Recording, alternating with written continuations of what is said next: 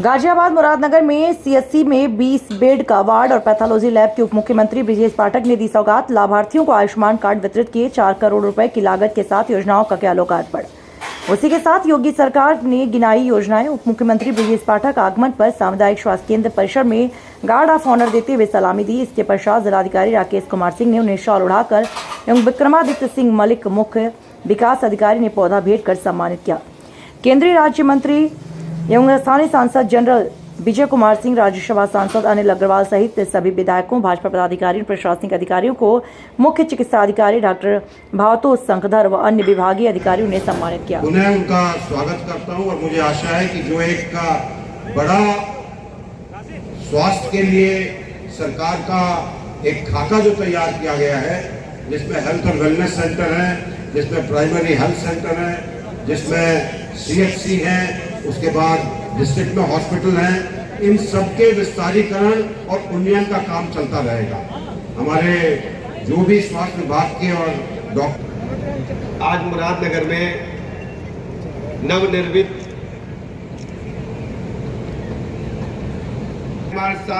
सामुदायिक स्वास्थ्य केंद्र मोदी नगर, सामुदायिक स्वास्थ्य केंद्र शाहपुर बमहेटा परिसर में आवासीय भवनों का निर्माण, परिवार कल्याण उप केंद्र and health wellness centre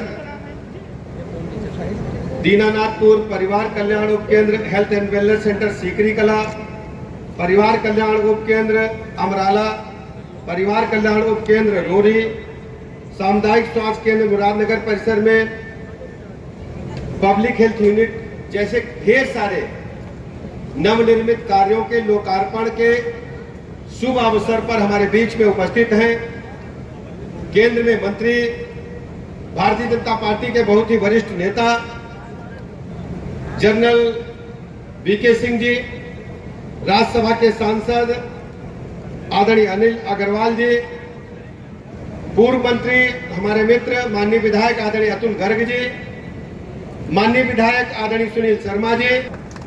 Uttar Pradesh सरकार लगातार प्रदेश में स्वास्थ्य सेवाओं का विस्तारीकरण करने में तेजी के साथ काम कर रही है। गाजियाबाद, तो गाजियाबाद में ढेर सारे ऐसे लोग रहते हैं जो देश के विभिन्न राज्यों के रहने वाले हैं और प्राथमिकता में है।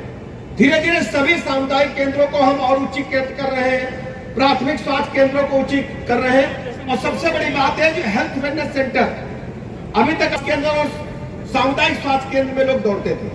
हमारी सरकार ने तय किया कि 5000 की आबादी पर हम पूरे प्रदेश में सब सेंटर बनाने का काम करेंगे, हेल्थ वेलनेस सेंटर बनाने का काम करेंगे। इसके लिए हमारी सरकार ने 25,539 से अधिक सब सेंटर खोले हैं और उनमें से 21,000 से अधिक हेल्थ वेलनेस सेंटर खोले जा रहे हैं। आप सबको पता है कि ये योजना इतनी कारगर सिद्ध हुई है, गांव के लोग जो निकल करके वॉकिंग डिस्टेंस पर उच्च कोटि की चिकित्सा व्यवस्था मिल पाए, इसके लिए हमारी सरकार काम कर रही है। गाजियाबाद जनपद में भी आप देखेंगे गांव-गांव health wellness centre, sub centre खोले जा रहे हैं। और जो हमारे हेल्थ वेलनेस सेंटर है, वहां पर जितनी भी बीमारियां, सर दर्द, सर्दी, जुकाम, बुखार, पेट दर्द, जो सामान्यतः बीमारियां होती हैं, उनके रोगों का निदान तो चिकित्सक के माध्यम से मिलेगा ही। सीएचओ की वहां नियुक्ति की गई है। इसके अलावा जच्चा बच्चा हमारी प्राथमिकता में है। हमारी जो बहनें हैं वो टीकाकरण के लिए बहुत दिनों तक दूर तक लाइन लगाने का काम करता था, उनको जाना पड़ता था सीएससी पीएससी में। अब हमारी बहनों को टीकाकरण के लिए गर्भावस्था के दौरान वहीं पर सारा इंतजाम करने का काम हमारी सरकार ने किया है।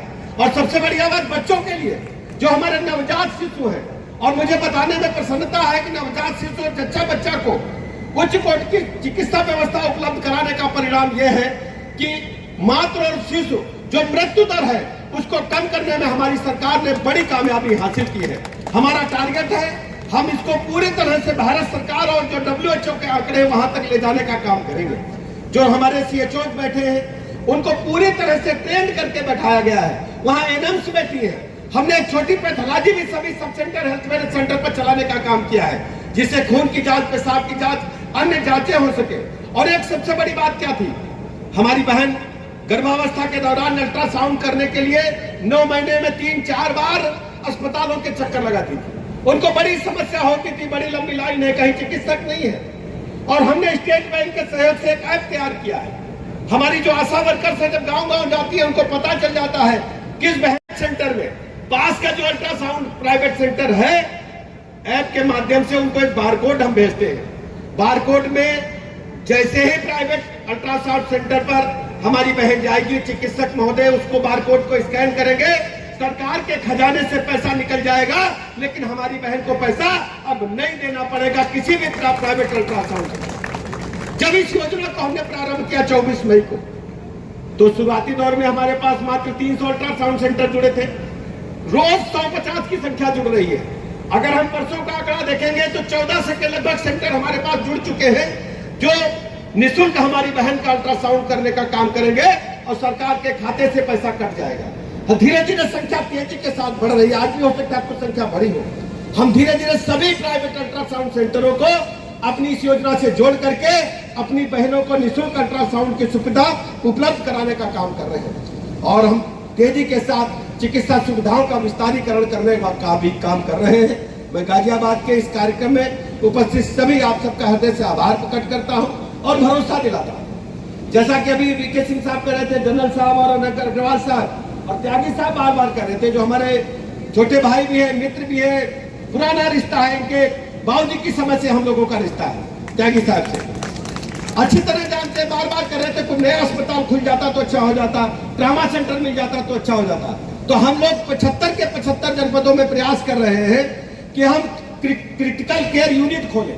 तो एक यूनिट हम आपको प्रयास करेंगे कि अभी हम पूरा प्रयास करेंगे गाजियाबाद जनपद में एक क्रिटिकल केयर यूनिट और खुल जाए, जिससे वहां पर जो हमारे आईसीयू के पेशेंट हैं उनको दूर अस्पतालों में जाना पड़ता है, तो यही भर्ती हो जाए, उनको दिल्ली में या नोएडा के प्राइवेट अस्पतालों में न जाना पड़े। हम शीघ्र इस योजना को धरातल पर उतार करके स्वीकृति दे करके उसको हम आगे बढ़ाने का काम करेंगे। और भी जो आप बताएंगे उसको लगातार हम उच्चीकरण करने का काम करेंगे। मैं अपने सभी गाजियाबाद जनपद के सभी भाई बहनों को भरोसा दिलाता हूँ, हमारी सरकार लगातार आप सबके लिए काम कर रही है। हर स्थिति में हम उच्च कोटि प्राथमिक चिकित्सा से लेकर टर्सरी केयर तक उपलब्ध कराने के लिए लगातार प्रतिबद्धता अपनी दोहराते हैं। इस कार्यक्रम के उपस्थित होने के लिए अपने सभी जनप्रतिनिधियों का, अपने भाइयों का, बहनों का हृदय से आभार प्रकट करता हूं। इतनी गर्मी में आप इकट्ठा होकर के इस कार्यक्रम को सफल बनाए। अपने पत्रकार मित्रों का भी बहुत बहुत अभिनंदन करता हूं। धन्यवाद।